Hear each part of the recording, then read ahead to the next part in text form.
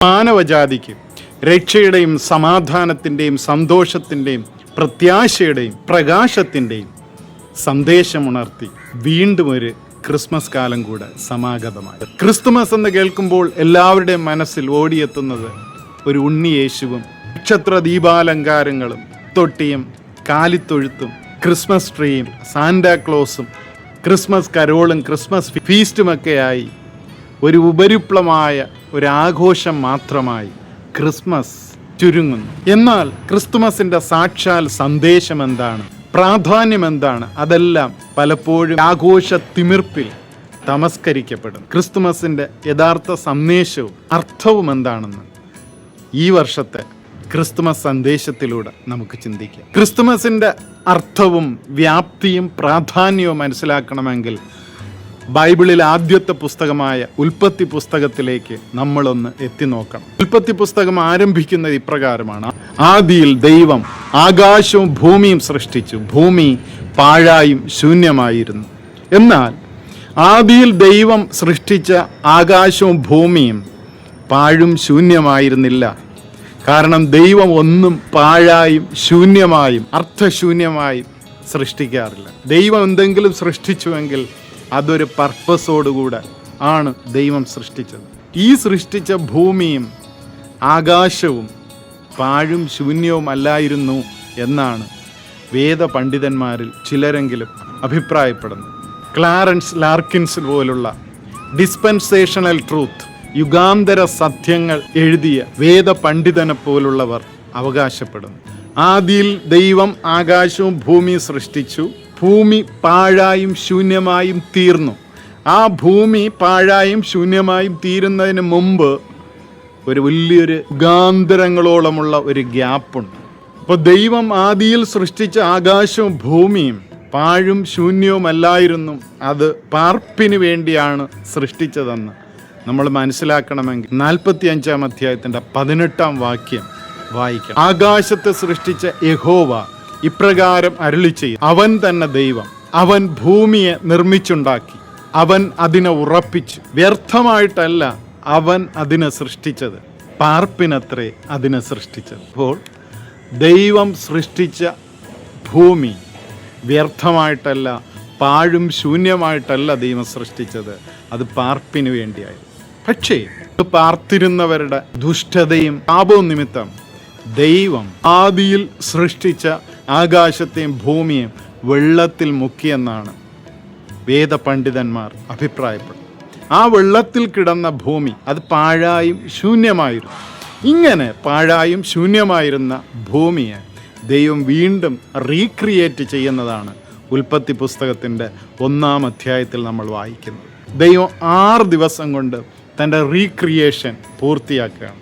6-ാമത്തെ ദിവസം തൻ്റെ സൃഷ്ടിയുടെ മകുടമായ മനുഷ്യനെ ദൈവം സൃഷ്ടിച്ചു. താൻ സൃഷ്ടിച്ച മനുഷ്യനെ ദൈവം ഏദൻ തോട്ടത്തിലാക്കി, സകലത്തിൻ്റെയും അധികാരിയാക്കി അവനെ വെച്ചു. മനുഷ്യൻ ഏകനായിരിക്കുന്ന അന്നല്ല എന്ന് താൻ സൃഷ്ടിച്ച മനുഷ്യനായ ആദാമിന് ഒരു ഗാഠനിദ്ര വരുത്തി അവനിൽ നിന്ന് ഒരു വാരിയല്ലൂരി മജ്ജയും മാംസവും പിടിപ്പിച്ച് ഒരു സ്ത്രീയാക്കി ദൈവം അവന് തക്കതായ ഒരു തുണയെ കൊടുത്തു.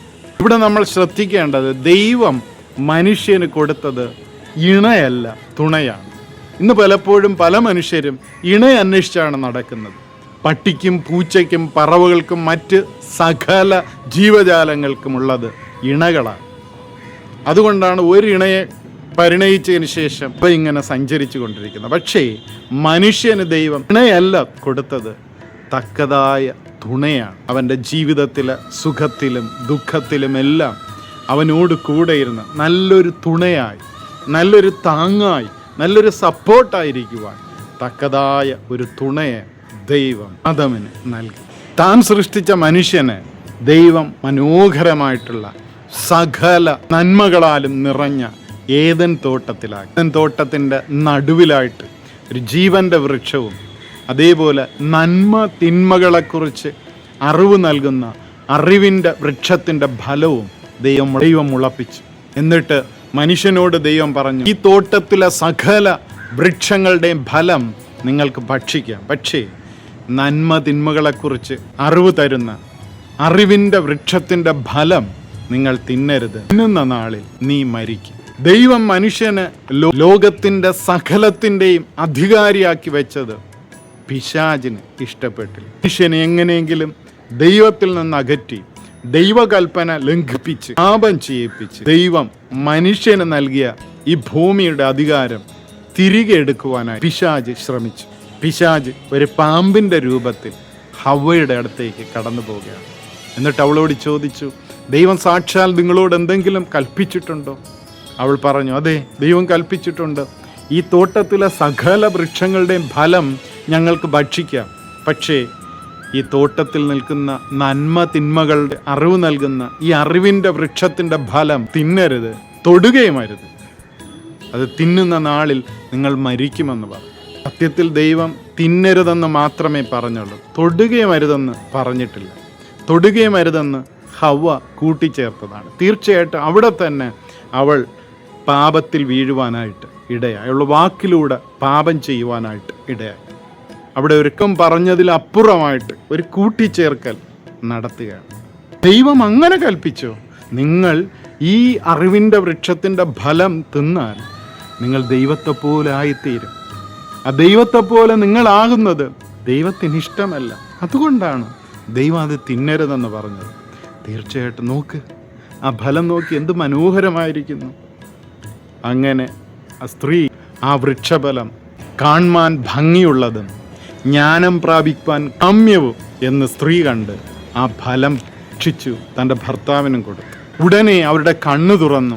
അവർ നഗ്നരെന്ന്. കാരണം അവർ ദൈവത്തിൻ്റെ കൽപ്പന വിട്ട് അവിടെ അനുസരണക്കേട് കാണിച്ച് പാപം ചെയ്ത സമയത്ത് അവരെ ചുറ്റിയിരുന്ന, അവരെ പൊതിഞ്ഞിരുന്ന ദൈവിക തേജസ്, ആ രക്ഷയുടെ തേജസ് അവരിൽ നിന്ന് നഷ്ടമാകുവാനായിട്ട് അവരുടെ പാപത്തിൻ്റെ കണ്ണ് തുറന്ന് നഗ്നരാണെന്ന് കാണുവാനായിട്ട് ഇടയായി. എല്ലാ ദിവസവും വെയിലാറുന്ന സമയത്ത് തൻ്റെ പ്രിയ മക്കളോട് നടക്കുവാനായിട്ട് ദൈവം ആ തോട്ടത്തിലേക്ക് ഇറങ്ങി വരുന്ന പതിവുണ്ടായിരുന്നു. അന്ന് വെയിലാറുന്ന സമയത്ത് ദൈവം ഇറങ്ങി വരുമ്പോൾ തങ്ങൾ പാപം ചെയ്ത് നഗ്നരായി തീർന്നതുകൊണ്ട് ദൈവം തങ്ങളെ കാണാതിരിക്കുവാനായിട്ട് അവർ തോട്ടത്തിൽ ഓടി ഒളിക്കുവാനായിട്ട് ഇടയായി.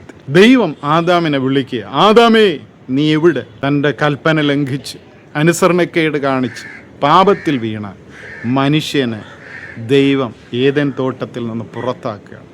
നോക്കുക, ഇവിടെ വേണമെങ്കിൽ ഈ വിലക്കപ്പെട്ട നന്മ തിന്മകളെക്കുറിച്ച് അറിവ് നൽകുന്ന അറിവിൻ്റെ വൃക്ഷത്തിൻ്റെ ഫലം ഭക്ഷിക്കുന്നതിന് പകരം അവർക്ക് ജീവൻ്റെ വൃക്ഷത്തിൻ്റെ ഫലം ഭക്ഷിച്ച് എന്നേക്കും നിത്യജീവന് അവകാശിയായിട്ട് ജീവിക്കാമായിരുന്നു. പക്ഷെ അത് ചെയ്യാതെ അവർ ദൈവം എന്താണോ ചെയ്യരുതെന്ന് പറഞ്ഞത് അതവർ ചെയ്യുവാനായിട്ട് ഇടയായി. അനുസരണക്കേട് അവർ കാണിച്ചു. എൻ്റെ കൽപ്പന ലംഘിച്ച് പാപം ചെയ്ത മനുഷ്യനെ ദൈവം തോട്ടത്തിൽ നിന്ന് പുറത്താക്കുകയാണ്.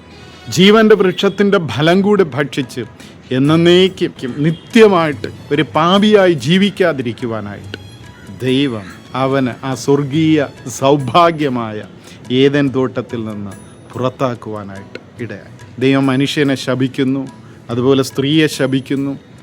അവരെ വഞ്ചിച്ച പിശാചിനെ അഥവാ പാമ്പിനെയും ശപിക്കുന്ന അനുഭവം നമ്മളവിടെ കാണുന്നു. സ്ത്രീയോട് ദൈവം ശാപമായിട്ട് കൽപ്പിച്ചത് ഇപ്രകാരമായി, നിനക്ക് കഷ്ടവും ഗർഭധാരണവും ഏറ്റവും വർദ്ധിക്കും, നീ വേദനയോടെ മക്കളെ പ്രസവിക്കും, നിന്റെ ആഗ്രഹം ഭർത്താവിനോടാകും, അവൻ നിന്നെ ഭരിക്കും. മനുഷ്യനോടോ ദൈവം അരുളി ചെയ്തത്, നീ നിന്റെ ഭാര്യയുടെ വാക്ക് കേട്ട് തിന്നരുതെന്ന് പറഞ്ഞ വൃക്ഷത്തിൻ്റെ ഫലം തിന്നതുകൊണ്ട് നിന്റെ നിമിത്തം ഭൂമി ശപിക്കപ്പെട്ടിരിക്കുന്നു. നിന്റെ ആയുഷ്കാലമൊക്കെയും കഷ്ടതയോടെ നീ അതിൽ നിന്ന് അഘോവൃത്തി കഴിക്കും.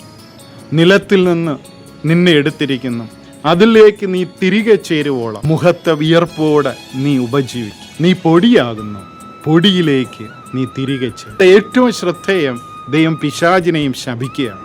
ആ ശാപം ഉൽപ്പത്തി പുസ്തകം 3-ാം അധ്യായത്തിൻ്റെ 15-ാം വാക്യത്തിൽ ഇപ്രകാരം രേഖപ്പെടുത്തിയിരിക്കുന്നു, ഞാൻ നിനക്കും സ്ത്രീക്കും നിന്റെ സന്തതിക്കും അവളുടെ സന്തതിക്കും തമ്മിൽ ശത്രുത്വമുണ്ടാകും. അവൻ നിന്റെ തല തകർക്കും, നീ അവൻ്റെ കുതികാൽ തകർക്കും. ഇവിടെയാണ് ആ ക്രിസ്തുമസിൻ്റെ സിഗ്നിഫിക്കൻസിലേക്ക് നമ്മൾ കടക്കുന്നത്. ദൈവോടെ ശപിക്കുമ്പോൾ സ്ത്രീയുടെ സന്തതി നിന്റെ തലയെ തകർക്കും. ഈ സ്ത്രീയുടെ സന്തതി ആരാണ്?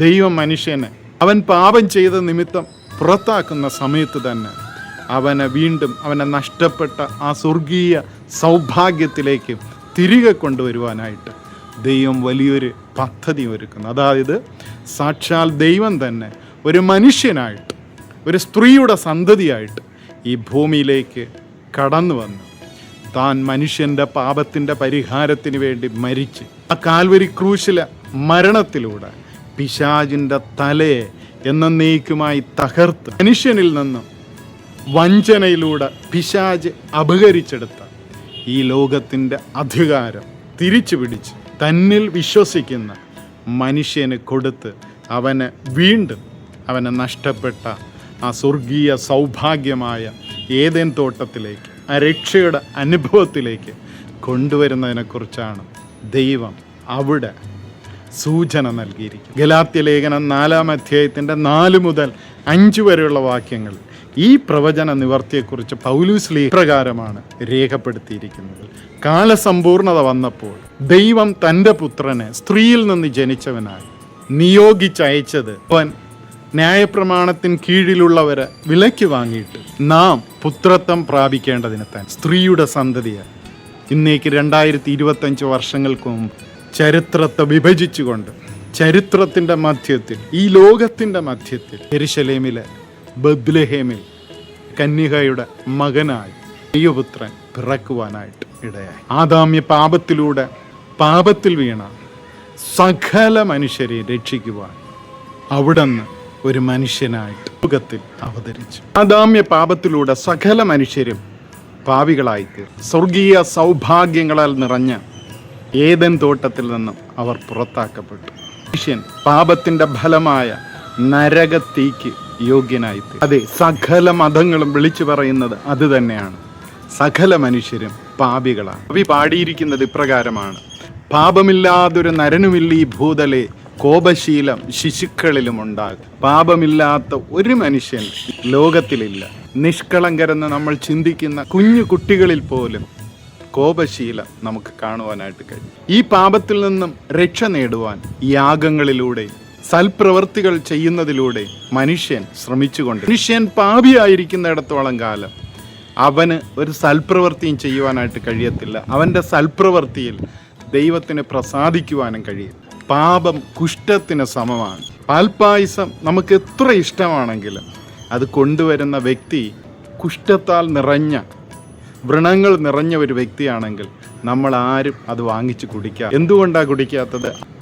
പാൽപ്പായസം നല്ലതല്ലാത്തത് കൊണ്ടല്ല, അത് കൊണ്ടുവരുന്ന വ്യക്തി ഇഷ്ടം നിറഞ്ഞ, ചീഞ്ഞളിഞ്ഞ് നാറുന്ന അനുഭവത്തിലായതുകൊണ്ടാണ്. പാപം കുഷ്ഠത്തിന് സമമാണ്. ഇതുപോലെയാണ് പാപമെന്ന കുഷ്ഠം നിറഞ്ഞ മനുഷ്യൻ വിശുദ്ധനായ ദൈവത്തെ സൽപ്രവർത്തികളിലൂടെ പ്രസാദിപ്പിച്ച് മോക്ഷം പ്രാപിക്കുവാനായിട്ട് ശ്രമിക്കുന്നത്. അവനൊരു പാപിയായിരിക്കുന്നിടത്തോളം കാലം അവന് സൽക്കർമ്മം ചെയ്യുവാൻ, കാരണം ദൈവം വിശുദ്ധനാണ്. ഞാൻ വിശുദ്ധനാകയാൽ നിങ്ങളും വിശുദ്ധരായിരിപ്പിനെന്ന് ദൈവം അരുളി ചെയ്തിട്ടുണ്ട്. ദുഷ്ടന്മാരെ നശിപ്പിച്ചിട്ട് ശിഷ്ടന്മാരെ വീണ്ടുകൊള്ളുവാനായിട്ട് പല അവതാരങ്ങളും ഈ ലോകത്ത് അവതരിച്ചു വന്നു മിഥോളജിയിൽ വായിക്കും. മനുഷ്യരെല്ലാം പാപികളായിരിക്കുന്നിടത്തോളം കാലം ഒരു നീതിമാനെയും രക്ഷിക്കുവാനായിട്ട് കഴിയത്തില്ല. അങ്ങനെയാണെങ്കിൽ എല്ലാ മനുഷ്യരും ശിക്ഷയ്ക്ക് യോഗ്യരാണ്, നാശത്തിന് യോഗ്യരാണ്. പക്ഷെ യേശുക്രിസ്തു ഇപ്രകാരമാണ് പറഞ്ഞത്: ഞാൻ നീതിമാന്മാരെയല്ല പാപികളെ അത്രേ രക്ഷിക്കുവാനായിട്ട് വന്നത്. അതെ, മനുഷ്യരെല്ലാവരും പാപികളായതുകൊണ്ട് ആ പാപത്തിൽ നിന്ന് പരിഹാരമാണ് നമുക്ക് ആദ്യമായിട്ട് ആവശ്യം. അത് നൽകുവാനാണ് കർത്താവായ യേശുക്രിസ്തു നാം ഓരോരുത്തരും നമ്മുടെ പാപത്തിൻ്റെ പരിഹാരത്തിന് വേണ്ടി നാം നീചമായിട്ടുള്ള മരണം ഏറ്റെടുക്കേണ്ട സ്ഥാനത്ത് കർത്താവായ യേശുക്രിസ്തു സകല മനുഷ്യൻ്റെയും പാപത്തിൻ്റെ ശിക്ഷ അവിടുന്ന് സ്വയം തൻ്റെ ശരീരത്തിൽ ഏറ്റെടുത്തുകൊണ്ട് കാൽവരി ക്രൂശിൽ അവിടുന്ന് യാഗമായി. അതിനെക്കുറിച്ച് പത്രോസ് അപ്പോസ്തലൻ 2 പത്രോസിൻ്റെ ലേഖനം 2:24 ഇപ്രകാരമാണ് എഴുതിയിരിക്കുന്നത്: നാം പാപം സംബന്ധിച്ച് മരിച്ച് നീതിക്ക് ജീവിക്കേണ്ടതിന് യേശുക്രിസ്തു തൻ്റെ ശരീരത്തിൽ നമ്മുടെ പാപങ്ങളെ ചുമന്നുകൊണ്ട് ക്രൂശിന്മേൽ കയറി അവിടുത്തെ അടിപ്പിണരുകളാൽ നമുക്ക് സൗഖ്യം വന്നിരിക്കുന്നു. 2 കൊരിന്ത്യർക്ക് ലേഖനം 5:21 പൗലോസ് അപ്പോസ്തലൻ നമ്മോട് കാണിച്ച സ്നേഹത്തിൻ്റെ ആഴം വിളിച്ചറിയിക്കുന്ന ഒരു വാക്യം എഴുതിയിട്ടുണ്ട്: അതിപ്രകാരമാണ്, പാപമറിയാത്തവന് നാം അവനിൽ ദൈവത്തിൻ്റെ നീതിയാകേണ്ടതിന് അവൻ നമുക്ക് വേണ്ടി പാപമാക്കി. നോക്കുക, പാപമറിയാത്തവൻ, കർത്താവായ യേശു ക്രിസ്തു പാപം അറിഞ്ഞിട്ടില്ല. തൻ്റെ ജനനത്തിൽ പോലും മാനുഷികമായിട്ടുള്ള യാതൊരു ബന്ധവുമില്ലാതെ പരിശുദ്ധാത്മാവിനാൽ കന്യകയായ ഒരു യുവതിയിൽ അവിടുന്ന് ജന്മം കൊള്ളുവാനായിട്ടിടായത്. അപ്പോൾ അവിടെ ജന്മപാപം എന്ന് പറയുന്ന പാപത്തിന് പോലും യേശു ക്രിസ്തു സ്വാധീനപ്പെട്ടിട്ട് ഇങ്ങനെ വിശുദ്ധനായ, പാപരഹിതനായ, നിഷ്കളങ്കനായ യേശു ക്രിസ്തുവിനെ കുറിച്ച് പറഞ്ഞിരിക്കുന്ന നോക്കുക. പാപം അറിയാത്തവന് നാം അവനിൽ ദൈവത്തിൻ്റെ നീതിയാകേണ്ട അവൻ നമുക്ക് വേണ്ടി പാപമാക്കി. രക്തം ചിന്താതെ പാപമോചനമില്ല. നമ്മുടെ പാപത്തിൻ്റെ പരിഹാരത്തിന് വേണ്ടി നാം ഓരോരുത്തരും, ലോകത്തിലെ കോടാനുകോടി മനുഷ്യൻ അവനവൻ്റെ പാപത്തിൻ്റെ പരിഹാരത്തിന് വേണ്ടി അവനവൻ ക്രൂരമരണം വഹിക്കേണ്ട സ്ഥാനത്ത് യേശു ക്രിസ്തു ആ കോടാനുകോടി മനുഷ്യൻ്റെ പാപമെല്ലാം സ്വയം തൻ്റെ ശരീരത്തിൽ ഏറ്റെടുത്തു. കർത്താവായ യേശു ക്രിസ്തു സഹിച്ച ആ വേദനയുടെ ആഴം നമുക്ക് അളക്കുവാനായിട്ട് കഴിയത്തില്ല. ഒരു മനുഷ്യൻ്റെ മരണത്തിൻ്റെ വേദനയല്ല ശരീരത്തിൽ സഹിച്ചത്.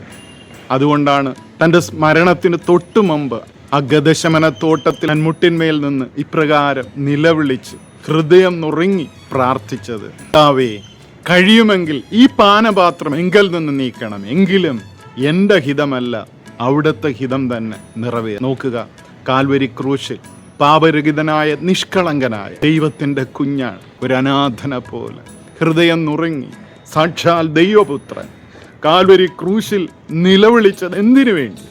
പ്രിയമുള്ളവരെ, നമ്മുടെ ജീവിതത്തിൽ പാപത്താൽ വന്ന അനാഥത്വം മാറ്റി നമ്മെ ദൈവത്തോടൊത്ത് നിരപ്പിച്ച് തൻ്റെ പ്രിയ മക്കളാക്കി, സ്വന്തം ജനമാക്കി, ആദാമ്യ പാപത്തിലൂടെ നമുക്ക് നഷ്ടപ്പെട്ട ഏതേൻ തോട്ടമായ സ്വർഗരാജ്യത്തിൽ നമ്മെ തിരികെ കൊണ്ടുവരുന്നത് വേണ്ടി അവിടുന്ന് സ്വയം ഈ നീച മരണം, ഘോര മരണം ഏറ്റെടുക്കുവാനായിട്ട് ഇടയായി. പാപികളെ രക്ഷിക്കുവാനായിട്ട് വന്ന ഏക രക്ഷകൻ അത് കർത്താവായ യേശു ക്രിസ്തു മാത്രം. കർത്താവായ യേശു ക്രിസ്തുവിൻ്റെ രക്തം നമ്മുടെ സകല പാപവും പോക്കി നമ്മെ ശുദ്ധീകരിക്കുവാൻ ശക്തിയുള്ളതാണെന്ന് തിരുവചനം രേഖപ്പെടുത്തിയിരിക്കുന്നു. ഇതൊരു മിഥോളജി അല്ലെങ്കിൽ കെട്ടുകഥയല്ല. ഇന്ന് നമ്മൾ 2025 ഡിസംബർ മാസം 17-ാം തീയതി എന്ന് പറയുന്നുവെങ്കിൽ ആ ഡേറ്റ് കാണിക്കുന്നത് കർത്താവായ യേശു ക്രിസ്തു ഈ ലോകത്തിലേക്ക് കടന്നു വന്നു മനുഷ്യപാപത്തിൻ്റെ പരിഹാരത്തിന് വേണ്ടി കാൽവരിയിൽ യാഗമായി തീർന്നു. ഇന്ന് 2025 വർഷം ആയിരിക്കും. ഇതൊരു ചരിത്ര സത്യമാണ്. ഇത് ഞങ്ങളുടെ ഓരോരുത്തരുടെയും അനുഭവമാണ്. ഈ കർത്താവായ യേശു, ഈ ലോകരക്ഷകൻ, മനുഷ്യൻ്റെ പാപത്തിൻ്റെ പരിഹാരത്തിന് വേണ്ടി ഭൂഖണ്ഡത്തിലെ ഇസ്രായേലിലെ ബത്ലഹേം എന്നുള്ള ഒരു കൊച്ചു ഗ്രാമത്തിൽ ജനിച്ചതിൻ്റെ ഓർമ്മയ്ക്കായാണ് ലോകമെമ്പാടുമുള്ള ജാതിമത ഭേദമന്യേ ക്രിസ്തുമസ് ആഘോഷിക്കുന്നു. ഈ യേശു രക്ഷകന്റെ ജനനത്തെക്കുറിച്ച് അവിടുന്ന് ജനിക്കുന്നതിനും 700 വർഷങ്ങൾക്ക് മുമ്പ് യെശയ്യാവെന്ന പ്രവാചകൻ ഇപ്രകാരം വിളിച്ചു പറയുകയുണ്ടായി: നമുക്കൊരു ശിശു ജനിച്ചിരിക്കുന്നു, നമുക്കൊരു മകൻ നൽകപ്പെട്ടിരിക്കുന്നു, ആധിപത്യം അവന്റെ തോളിലിരിക്കും, അവൻ അത്ഭുത മന്ത്രി, വീരനാം ദൈവം, നിത്യപിതാവ്, സമാധാന പ്രഭു എന്ന് പേർ വിളിക്കപ്പെടും. ക്രിസ്തുവിന്റെ ജനനത്തെക്കുറിച്ച് 700 വർഷങ്ങൾക്ക് മുമ്പ് പ്രവാചകനിലൂടെ ദൈവം വെളിപ്പെടുത്തിയതാണ്. ഇരമ്യാവ്, മീഖ തുടങ്ങിയ പ്രവാചകന്മാരും ക്രിസ്തുവിൻ്റെ ജനനത്തെക്കുറിച്ച് വ്യക്തമായിട്ട് നൂറ്റാണ്ടുകൾക്ക് മുമ്പ് തന്നെ വെളിപ്പെടുത്തുവാനായിട്ട് ഇടയായി. യേശുവിൻ്റെ ബത്ലഹേമിലെ ജനനത്തെക്കുറിച്ച് മീഖ പ്രവാചകൻ എഴുതിയിരിക്കുന്നത് ഇപ്രകാരമാണ്: യഹൂദ്യ ദേശത്തിലെ ബത്ലഹേമേ, നീ യഹൂദ്യ പ്രഭുക്കന്മാരിൽ ഒട്ടും ചെറുതല്ല. എൻ്റെ ജനമായ ഇസ്രായേലിനെ മേയ്പ്പാനുള്ള തലവൻ നിന്നിൽ നിന്ന് പുറപ്പെട്ടു വരും. ബത്ലഹേം എന്ന് പറയുന്ന ചെറിയ ഒരു ദേശം, പക്ഷെ ആ ദേശത്തിൽ തന്നെ യേശു ക്രിസ്തു ജനിക്കുമെന്ന് മീഖ പ്രവാചകനിലൂടെ നൂറ്റാണ്ടുകൾക്ക് മുമ്പ് ദൈവം വെളിപ്പെടുത്തി. ഇത് വിശ്വസിക്കാതിരിക്കുവാൻ ആർക്ക് കഴിയും? മാത്രമല്ല, തങ്ങളായിരിക്കുന്ന പാപകരമായിട്ടുള്ള അവസ്ഥയിൽ നിന്നും ഏത് വിധേനെ ദൈവത്തെ പ്രസാദിപ്പിച്ച് മോക്ഷം പ്രാപിക്കുക എന്നുള്ള ലക്ഷ്യത്തോടുകൂടെ തങ്ങളുടെ സുഖ സൗകര്യങ്ങളെല്ലാം വിട്ടെറിഞ്ഞുകൊണ്ട്, തങ്ങളുടെ കുടുംബങ്ങളെ, സുഖ സൗകര്യങ്ങളെ എല്ലാം വിട്ടെറിഞ്ഞുകൊണ്ട് ഹിമാലയത്തിൻ്റെ സാനുക്കളിൽ പോയി ഏതു വിധേനയും തപസ് ചെയ്ത് ദൈവത്തെ പ്രസാദിപ്പിച്ച് മോക്ഷത്തിലെത്തിച്ചേരുക എന്നുള്ള ഉദ്ദേശത്തോടുകൂടെ ഭാരതത്തിൽ ജീവിച്ചിരുന്ന അഭക്തരായിട്ടുള്ള മഹർഷിമാർ പ്രാർത്ഥിച്ചിരുന്ന ഒരു പ്രാർത്ഥനയുണ്ട്. സദോമ സദ്ഗമയ, തമസോമ ജ്യോതിർഗമയ, മൃത്യോമ അമൃതം ഗമയ. ഇതിൻ്റെ അർത്ഥം എന്താ നോക്കുക. ഇത് പ്രാർത്ഥിച്ചത് ഒരു സാധാരണ വ്യക്തിയല്ല. സകല സുഖ സൗകര്യങ്ങൾ ഉപേക്ഷിച്ച് എങ്ങനെയും ദൈവത്തെ പ്രസാദിപ്പിച്ച് മോക്ഷപ്രാപ്തി നേടണമെന്ന ആ വാഞ്ചയോടുകൂടെ മഹർഷിമാർ പ്രാർത്ഥിച്ചതാണ്. എന്താ അവർ പ്രാർത്ഥിച്ചത്? അസതോമ സദ്ഗമയ, ദൈവമേ, ഞാനിപ്പോഴും അസത്യത്തിലായിരിക്കുന്നു, എനിക്ക് സത്യമെന്തെന്നറിയത്തില്ല, എന്നാൽ ശാശ്വത സത്യത്തിലേക്ക് എന്നെ നയിക്കണമേ. അവർ വീണ്ടും പ്രാർത്ഥിച്ചു, തമസോമ ജ്യോതിർഗമയ, അല്ലയോ ദൈവമേ, ഞാൻ ഇന്നും പാപമാകുന്ന തമസിൽ ഇരുട്ടിലായിരിക്കുന്നു, എന്നാൽ പ്രകാശത്തിലേക്ക് എന്നെ നയിക്കണമേ. വ്യോമ അമൃതം ഗമയ, ഞാൻ മരണത്തിന് അധീനമായിട്ടുള്ള ഒരനുഭവത്തിലാണ് ആയിരിക്കുന്നത്. ഈ മരണത്തിന് അധീനമായിട്ടുള്ള അനുഭവത്തിൽ നിന്നും മരണമില്ലാത്ത ഒരനുഭവത്തിലേക്ക് എന്നെ നയിക്കണമേ. അവർ ഹൃദയത്തിൻ്റെ ആഴത്തിൽ നിന്ന് പ്രാർത്ഥിച്ച ഒരു പ്രാർത്ഥനയാണ്. ഏതാണ് ദൈവം, എന്താണ് ദൈവമെന്ന് വ്യക്തമായിട്ടുള്ള ഒരു അറിവ് അവർക്കില്ല. പക്ഷെ അവർക്കൊരു ബോധ്യമുണ്ടായിരുന്നു, ഈ സകലത്തെയും നിയന്ത്രിക്കുന്ന ഒരു ശക്തിയുണ്ട്. ആ ശക്തിയോട് ഹൃദയത്തിൻ്റെ ആഴത്തിൽ നിന്ന് അവർ പ്രാർത്ഥിച്ച പ്രാർത്ഥനയാണ്. പക്ഷേ യുഗങ്ങളോളം, നൂറ്റാണ്ടുകളോളം ഈ പ്രാർത്ഥന ഒരു ഉത്തരമില്ലാതെ പ്രകമ്പനം കൊണ്ടുകൊണ്ടിരിക്കുമ്പോൾ ഇന്നേക്കും 2025 വർഷങ്ങൾക്ക് മുമ്പ് ഈ ലോകത്തിലേക്ക് സകല മനുഷ്യൻ്റെയും പാപത്തിൻ്റെ പരിഹാരത്തിന് വേണ്ടി കടന്നു വന്ന ലോകരക്ഷകനായിട്ടുള്ള കർത്താവായ യേശു ക്രിസ്തു അവർ പ്രാർത്ഥിച്ച ഓരോ പ്രാർത്ഥനയ്ക്കും ഉത്തരം കൊടുത്തു. അസതോമ സദ്ഗമയ, അസത്യത്തിൽ നിന്ന് സത്യത്തിലേക്ക് ഞങ്ങളെ നയിക്കണമേ എന്നവർ പ്രാർത്ഥിച്ചുവെങ്കിൽ അതിന് കർത്താവായ യേശു ക്രിസ്തു ഉത്തരം കൊടുത്തു, ഞാൻ തന്നെയാകുന്നു വഴിയും സത്യവും ജീവൻ, ഇതിലൂടെ അല്ലാതെ ആരും പിതാവിൻ്റെ രാജ്യത്തിൽ എത്തുകയില്ല. തമസോമ ജ്യോതിർഗമയ എന്നവർ പ്രാർത്ഥിച്ചുവെങ്കിൽ യേശു ക്രിസ്തു അതിനും ഉത്തരം കൊടുത്തു, ഞാൻ ലോകത്തിൻ്റെ വെളിച്ചമാകും, എന്നിൽ വിശ്വസിക്കുന്നവൻ ഇരുട്ടിൽ നടക്കാതെ ജീവന്റെ പ്രകാശമുള്ളവനാകും. മൃത്യോമ അമൃതംഗമയ, മരണത്തിൽ നിന്ന് നിത്യജീവനിലേക്ക് ഞങ്ങളെ നയിക്കണമേ എന്ന് അവർ പ്രാർത്ഥിച്ചുവെങ്കിൽ യേശു ക്രിസ്തു അതിനും ഉത്തരം കൊടുത്തു, ഞാൻ തന്നെയാകുന്നു മരണവും പുനരുത്ഥാനവും ജീവനും, എന്നിൽ വിശ്വസിക്കുന്നവൻ മരിച്ചാലും ജീവിക്കും. എത്ര പ്രത്യാശ നൽകുന്ന വാക്കുകളാണല്ലേ. ബൈബിളിലെ താക്കോൽ വാക്യമെന്ന് പറയുന്ന യോഹന്നാന്റെ സുവിശേഷം 3-ാം അധ്യായത്തിൻ്റെ 16-ാം വാക്യം ഇപ്രകാരമാണ് പറഞ്ഞിരിക്കുന്നത്, for God so loved the world he gave his only begotten son for whoever believeth in him shall not perish but have eternal life. For God so loved the world, ആ സോ അങ്ങ് നീണ്ടുപോകുന്ന അത്രമാത്രം തൻ്റെ ഏകജാതനായ പുത്രനിൽ വിശ്വസിക്കുന്ന ഏവനും, അവൻ ഏവനോ ആയിക്കൊള്ളട്ടെ, അവൻ ഹിന്ദുവോ ക്രിസ്ത്യനോ മുസ്ലിമോ ഇസ്ലാമോ ബുദ്ധിസ്റ്റോ ജൈനനോ ഏത് ഘോര പാപിയോ ഏത് ദുർമാർഗിയോ ഏത് കുലപാതകിയോ ഏത് ഭീകരനോ ആയിക്കൊള്ളട്ടെ, ദൈവത്തിൻ്റെ ഏകജാതനായ പുത്രനായ ക്രിസ്തുവിൽ വിശ്വസിക്കുന്നതിലൂടെ നശിച്ചു പോകാതെ നിത്യജീവൻ, എറ്റേണൽ ലൈഫ് അവൻ പ്രാപിക്കുന്നതിന് വേണ്ടി ദൈവം യേശുവിന് നൽകുവാൻ തക്കവണ്ണം ലോകത്തെ അത്രമാത്രം സ്നേഹിച്ചു. അതാണ് four God so loved the world. ആ വാക്യത്തിൽ നമ്മൾ മനസ്സിലാക്കുന്നു, ഇത്ര വലിയ സ്നേഹം ദൈവം നമുക്ക് വേണ്ടി പകർന്നു. ഇതല്ലേ യഥാർത്ഥ ക്രിസ്തുമസിൻ്റെ സന്ദേശം? അതോ യേശുവിൻ്റെ ജനന സമയത്ത് ആ തണുപ്പുള്ള രാത്രിയിൽ ആട്ടിൻകൂട്ടത്തെ കാവൽ വെളിയിൽ പാർത്തിരുന്ന, അതായത് സമൂഹത്തിൽ നിന്ന് മാർജിനലൈസ് ചെയ്യപ്പെട്ട് എല്ലാവരും തള്ളപ്പെട്ട് വെളിയിലാക്കപ്പെട്ടിരുന്നെങ്കിൽ ആ ഇടയന്മാരുടെ മുമ്പിൽ ദൂതൻ കടന്നു വന്ന് അറിയിച്ച സദ്വർത്തമാനം ഇപ്രകാരമായിരുന്നു, സർവ്വജനത്തിനും ഉണ്ടാകുവാനുള്ള മഹാസന്തോഷം നിങ്ങൾക്ക് മാത്രമല്ല, ഒരു പ്രത്യേക വിഭാഗത്തിന് മാത്രമല്ല, സമൂഹത്തിൽ തള്ളപ്പെട്ടിരിക്കുന്ന നിങ്ങളുൾപ്പെടെ ഈ ലോകത്തിലെ സകല മനുഷ്യർക്ക്, irrespective of his caste creed or colour, സകല മനുഷ്യർക്ക് ഉണ്ടാകുവാനുള്ള, ഉണ്ടായതല്ല ക്രിസ്തുവിൻ്റെ ജനനത്തിലൂടെ അതിൻ്റെ പൂർത്തീകരണമല്ല, ഉണ്ടാകുവാനുള്ള എന്ന് വെച്ചാൽ ക്രിസ്തുവിൻ്റെ ക്രൂശീകരണത്തിലൂടെ, മരണത്തിലൂടെ, അടക്കപ്പെടലൂടെ, ഉയർത്തെഴുന്നേൽപ്പിലൂടെയാണ് ആ സന്തോഷത്തിൻ്റെ പൂർണ്ണത യാഥാർത്ഥ്യമായി തീരുന്നത്.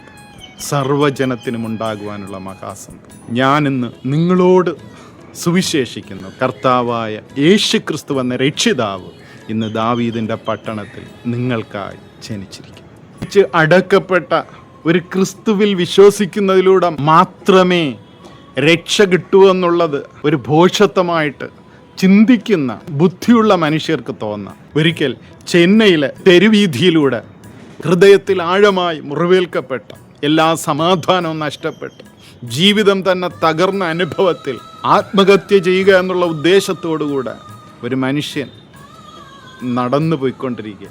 അദ്ദേഹം ഇങ്ങനെ പോകുന്ന സമയത്ത് ഒരു ചാപ്പൽ അവിടെ കാണുക.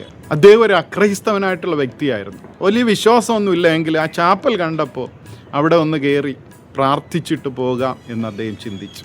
ഉള്ളിലേക്ക് കടക്കുമ്പോഴാണ് തന്നെക്കാളും മുറിവേൽക്കപ്പെട്ട, വളരെ നിസ്സഹായ അനുഭവത്തിൽ തലയിൽ മുൾക്കിരീടം വയ്ക്കപ്പെട്ട, ഏകമാസകലം മുറിവേൽക്കപ്പെട്ട, അടിച്ച് നുറുക്കപ്പെട്ട അനുഭവത്തിൽ രക്തം വാർന്നലിച്ചു കൊണ്ടിരിക്കുന്ന ഒരു യേശുക്രിസ്തുവിൻ്റെ രൂപം അവിടെ വച്ചിരിക്കുന്ന അദ്ദേഹം കാണും. അദ്ദേഹം ചിന്തിച്ചു, അയ്യോ, എന്നെക്കാളും വളരെ നിസ്സഹായ അവസ്ഥയിലായിരിക്കുന്ന ഈ വ്യക്തിയോട് പ്രാർത്ഥിച്ചിട്ട് എനിക്ക് എന്തെങ്കിലും പ്രയോജനമുണ്ടോ? തനിക്ക് തന്നെ രക്ഷിക്കുവാനായിട്ട് കഴിഞ്ഞു. ഇവിടെ പ്രാർത്ഥിച്ചിട്ട് വലിയ കാര്യമില്ല എന്ന ചിന്തയോടുകൂടെ അദ്ദേഹം തിരിച്ചു നടന്നു. പെട്ടെന്ന് വീണ്ടും അദ്ദേഹത്തിനൊരു ചിന്ത, ഒരുപക്ഷെ എൻ്റെ വേദനകൾ അറിയാവുന്ന, ഇപ്രകാരം വേദനയിൽ കടന്നുപോയ ഈ ഗുരുവിനോട് പ്രാർത്ഥിച്ചാൽ ഒരുപക്ഷെ എൻ്റെ പ്രശ്നങ്ങൾക്ക് പരിഹാരം കിട്ടുമായിരിക്കും, എനിക്കൊരു സമാധാനം കിട്ടുമായിരിക്കും. അദ്ദേഹം മടങ്ങി വന്ന് അവിടെ മുട്ടിന്മേൽ നിന്ന് പ്രാർത്ഥിച്ചു. അന്ന് താൻ അതുവരെ അനുഭവിച്ചിട്ടില്ലാത്ത ഒരു സന്തോഷം, ഒരു സമാധാനം തൻ്റെ ജീവിതത്തിൽ അനുഭവിക്കുവാനായിട്ടിടയായി. ദൈവത്തിൻ്റെ വചനം ഇപ്രകാരം പറയുന്നു, ക്രൂശിൻ്റെ വചനം നശിച്ചു പോകുന്നവർക്ക് ഭോഷത്വവും രക്ഷിക്കപ്പെടുന്ന നമുക്കോ ദൈവശക്തിയുമാണ്. ക്രൂശിൻ്റെ വചനം നശിച്ചു പോകുന്ന വ്യക്തികൾക്ക് ഭോഷത്വമാണ്, രക്ഷിക്കപ്പെടുന്ന നമുക്കോ. ഇതൊക്കെ വിളിച്ചു പറയുമ്പോൾ ഒരുപക്ഷെ ചിന്തിക്കുക, ഉമ്മാർക്കൊന്നും വേറെ ജോലിയില്ലേ, എന്തൊരു ഭോഷന്മാരാണിവർ. അറിവിൻ്റെ ഉച്ചകോടിയിൽ നിൽക്കുന്ന ഈ കാലഘട്ടത്തിൽ ഈ ഭോഷത്വമെന്ന് ക്രൂശിക്കപ്പെട്ട ഒരു വ്യക്തിയിൽ വിശ്വസിച്ചാൽ മാത്രമേ രക്ഷ കിട്ടൂ എന്ന് പറയുന്നത് ഒരു ഭോഷത്വമല്ലേ എന്ന് നമ്മുടെ ബുദ്ധിയിൽ ചിന്തിക്കും. പക്ഷേ അതാണ് വഴി. ഈ ഭോഷത്വത്തിൽ വിശ്വസിക്കുന്നതിലൂടെ മാത്രമേ നമുക്കിനി രക്ഷ പ്രാപിക്കുവാൻ സാധ്യമുള്ളൂ. കാരണം നേരത്തെ ചിന്തിച്ചതുപോലെ ആദാമിനെ ദൈവം സൃഷ്ടിച്ച് ഏതേൻ തോട്ടത്തിലാക്കി ജീവന്റെ വൃക്ഷവും നന്മ തിന്മകളെക്കുറിച്ച് ജ്ഞാനം നൽകുന്ന അറിവിൻ്റെ വൃക്ഷവും അവിടെ നട്ടു. ജീവന്റെ വൃക്ഷത്തിലേക്ക് അവന് പോകാമായിരുന്നു, പക്ഷേ അവൻ ജ്ഞാനത്തിൻ്റെ പിന്നാലെ, അറിവിൻ്റെ പിന്നാലെ, ആ വിലക്കപ്പെട്ട വൃക്ഷത്തിൻ്റെ ഫലം ഭക്ഷിക്കുവാനായിട്ട് ഇടയായി.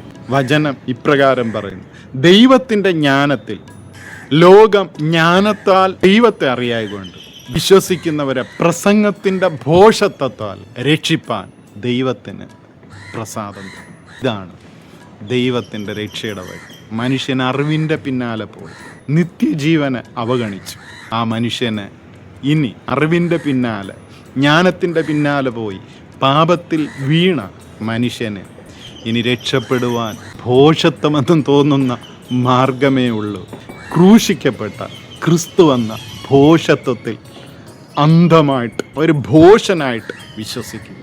ഈ ലോകത്തിൻ്റെ ജ്ഞാനത്തിൻ്റെ ദൃഷ്ടിയിൽ ഇത് മഹാഭോഷത്വമാണ്. പക്ഷേ ഈ ഭോഷത്വത്തിലൂടെ മനുഷ്യനെ രക്ഷിക്കുവാൻ ദൈവത്തിന് പ്രസാദം തോന്നും. അതെ, ഈ ലോകത്തിലെ അറിവ് മനുഷ്യനെ നാശത്തിലേക്ക് തള്ളുക.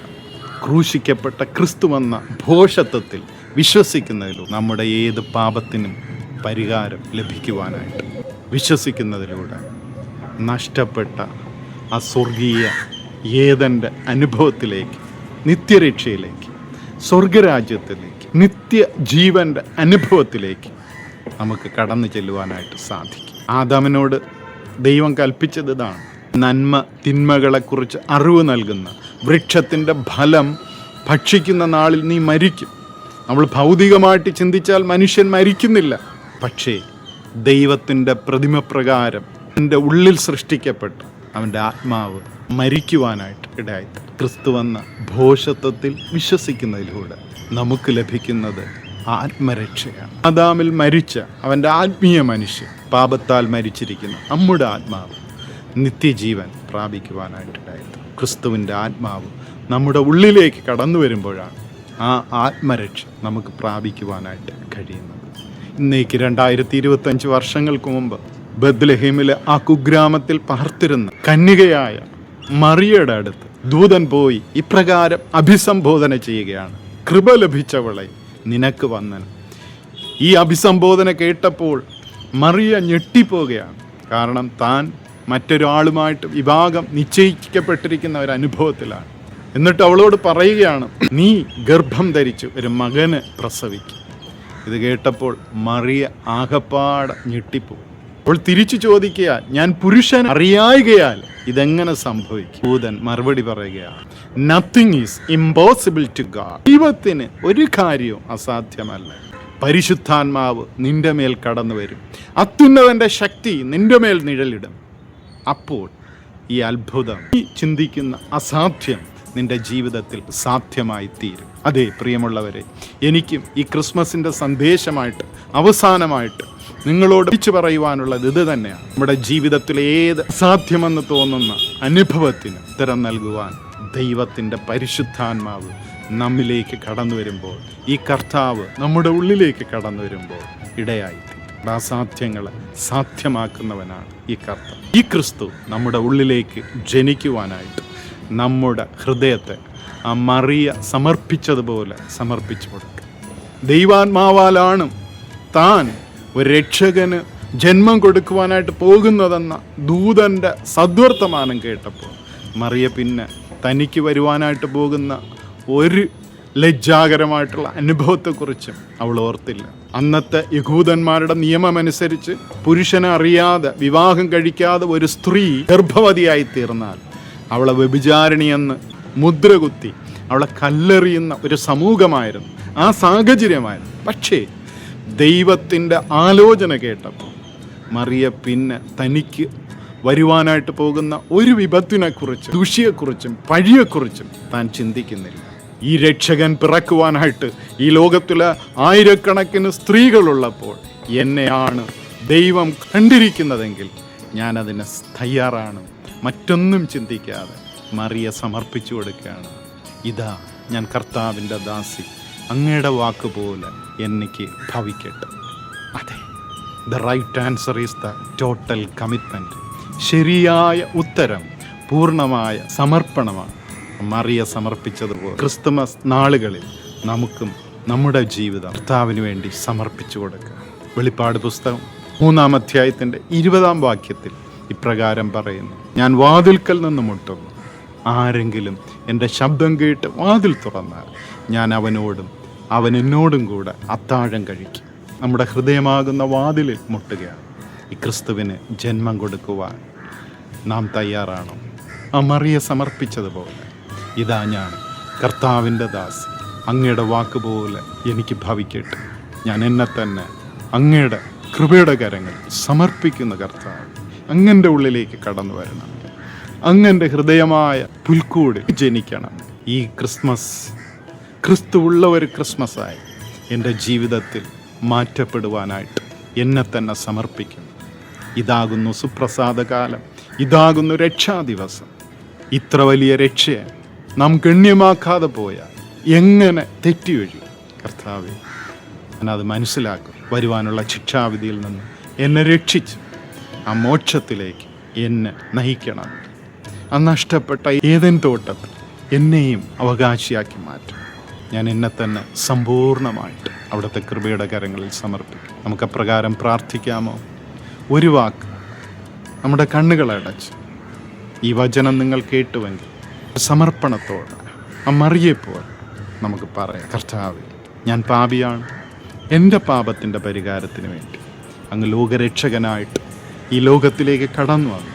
കാൽവരി ക്രൂശിൽ മരിച്ച് അടക്കപ്പെട്ട് ഉയർത്തെഴുന്നേറ്റ് ഇന്നും ജീവിക്കുന്നുവെന്ന് ഞാൻ മനസ്സിലാക്കും. അങ്ങൻ്റെ ഉള്ളിലേക്ക് കടന്നു വരണം. എൻ്റെ കുറവുകളെ അങ്ങയുടെ രക്തത്താൽ കഴുകി ശുദ്ധീകരിച്ച് എൻ്റെ അശുദ്ധിയെല്ലാം മാറ്റി എൻ്റെ ഉള്ളിലേക്ക് കടന്നു വന്നു രാജാതിരാജാവായി കർത്താതി കർത്താവായി അങ്ങ് വാഴണം. എൻ്റെ ജീവിതത്തിൽ അസാധ്യങ്ങളെ സാധ്യമാക്കും. ഞാൻ എന്നെ തന്നെ അവിടുത്തെ കൃപയുടെ കരങ്ങൾ സമർപ്പിക്കും. അവിടെ നിന്ന് എൻ്റെ പ്രാർത്ഥന കേട്ടതിനായിട്ട് നന്ദി. എൻ്റെ ഉള്ളിലേക്ക് കടന്നു വന്നതിനായിട്ട് സ്തോത്രം. അങ്ങയുടെ മകനാക്കി മകളാക്കി എന്നെ മാറ്റിയതിനായിട്ട് നന്ദി. യേശുവിൻ നാമത്തിൽ തന്നെ ആമേൻ. ഈ ക്രിസ്തുമസ് നമ്മുടെ ഓരോരുത്തരുടെയും ജീവിതത്തിൽ ക്രിസ്തുവുള്ള അർത്ഥവത്തായിട്ടുള്ള ഒരു ക്രിസ്തുമസായി മാറട്ടെ എന്ന് ആശംസിച്ചുകൊണ്ട് എല്ലാവർക്കും സന്തോഷപ്രദമായിട്ടുള്ള ഒരു ക്രിസ്തുമസ്, ഐശ്വര്യപൂർണമായിട്ടുള്ള ഒരു പുതുവത്സരവും ആശംസിക്കുന്നു. God bless you. Wish you all the best.